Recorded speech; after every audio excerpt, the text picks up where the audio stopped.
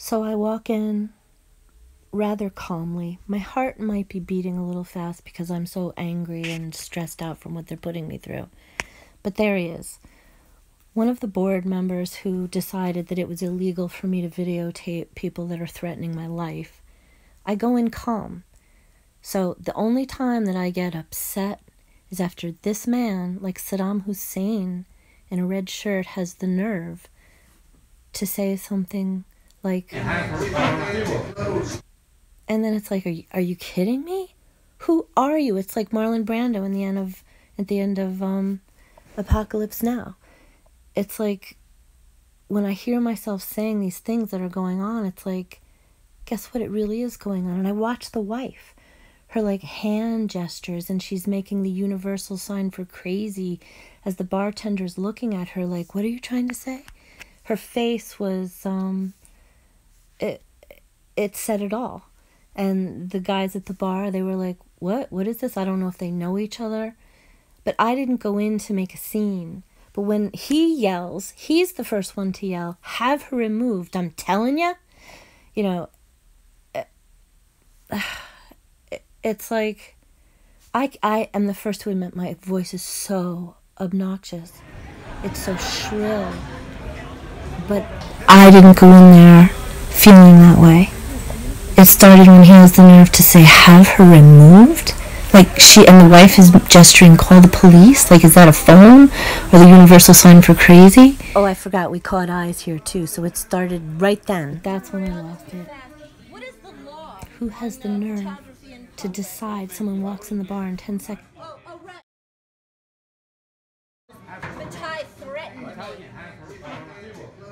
Oh yeah, like I want to stand here with my nice hot sandwich and talk about how you're screwing me over. And being able to look at this, I realized that I went in there really not knowing for sure what I was going to say. I just went next door to pick up a wedge. I'm torn between the words hero or wedge. Definitely not hero tonight. And, because the management was the landlord for the prostitution. No, I'm not kidding. His name is Lou Bataille. Hillcrest Park. Google it. Oh, I'm sorry. Is it illegal what I'm doing?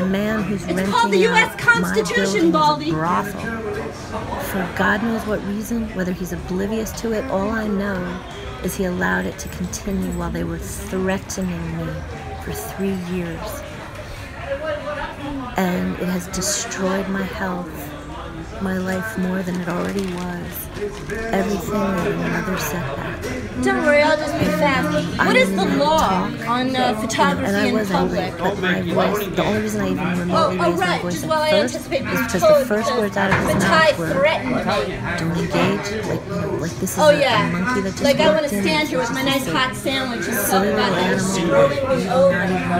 Nice job. Meanwhile, we are... I got rid of all the heroin dealers and prostitutes in my building by videotaping them, and they're fining me. And I didn't go in there. I don't want to talk about and this, now but it's like it's in my face, and it's just an opportunity I can't park on the property. To Great enlighten work. myself.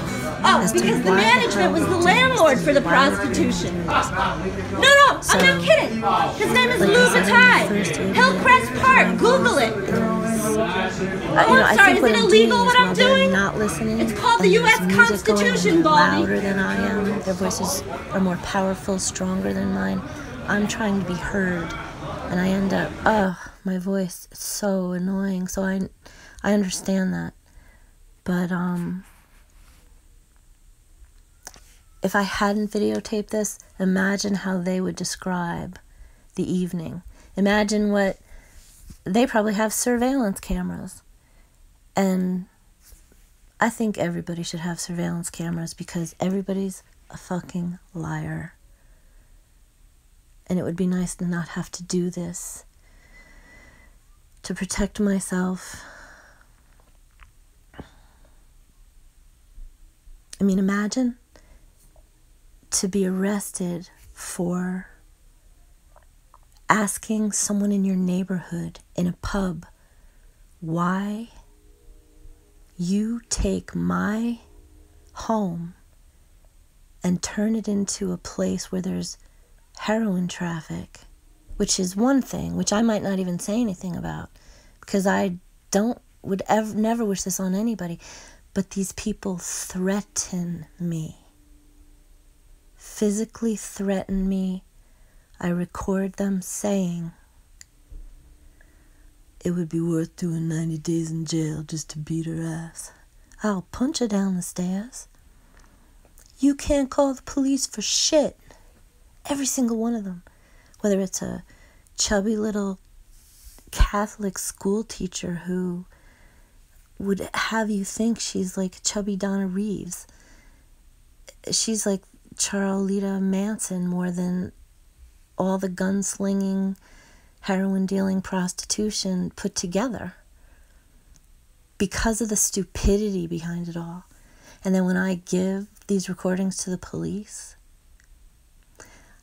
my theory is that these people in fact did just destroy any ability to talk to the police, whatever they said. I mean, Mark McNair downstairs actually said, "You've been in the nutcase house 4 times." And it's like, are you going around telling people that? Is that why? Like, but it didn't start with them. It started with Lou Bataille, and I'm sure of that, because you can recognize the words. Glynis's boyfriend was the first one to say she sleeps with her dog. You'd rather have the sex with them. Well, while they hit on you, when I used to be younger and attractive, all they do is hit on you. You know, you're polite to them, and all they want to, whatever. And it's water under the bridge, it rolls off your back, whatever. And I never gave anyone a hard time. That's why I don't understand why this is happening. But I didn't give them any sex either. And I guess that's what a building full of whores and, whether it's for money, whether it's for drugs, whether it's for whatever vice they're into. The problem here is they came after me, an innocent person, for no reason, who tried to bury the hatchet, who tried to forgive, who tried to get past it, who tried to escape from here multiple times. And, I mean, imagine sitting in front of your, I can't say dream employer because he's such a jerk, but the job I wanted for my life. And they say to you, how come everybody's calling the police on you? In your home where you live. What does that say about who you are as a person? Oh, we're going to have to keep an extra special eye on you. And it's like it just continues. And any little thing you do gets blown out of proportion because someone will want to use it to keep you from getting that $2,500 they owe you. They'll tell the police, oh, well, this wasn't straight, so this is why we rationalize locking her out of her own business that she gave us $6,000 for. This is years ago.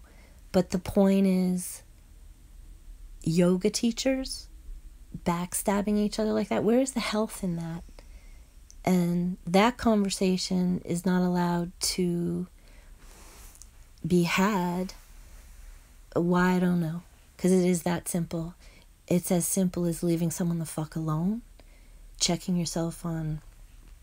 I mean, honestly, that in the recordings of my studio being taken over, they're like, this is 2009, 2010, and they say, the cop says, well, Raina, why are you taking pictures? You know what they look like, right? Why am I taking pictures?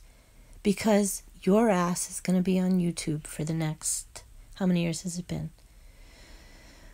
7 years? And the worst part is that these people on my camera have to add insult to injury and think that I wanted it this way. Like, oh, no, I didn't want to just be left alone to have my job and my life and my health, which was dependent on this job because I was able to do it too. That's why I was so invested in it, because I knew I was getting sick. I knew I needed to really get myself healthy, and I did. And instead of getting that support, I instead get someone who didn't like being told, like Robin Givens.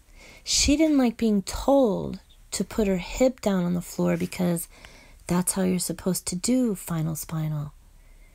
And so, because she's Robin Givens, and what does she call me? You fat fucking, you are a fat fucking bitch. I think that's what she said. I wish I had that on tape. She whispered that in my ear in the very last class in Sarasota. Again, that was 2009, I think, or even 2008. But anyway, people just suck. And that's how it's always going to be, and that's fine. But when people cross the line and actually leave you in your bedroom hearing a diesel engine at 1 a.m. and having to jump out of bed every few hours to see if that's a tow truck.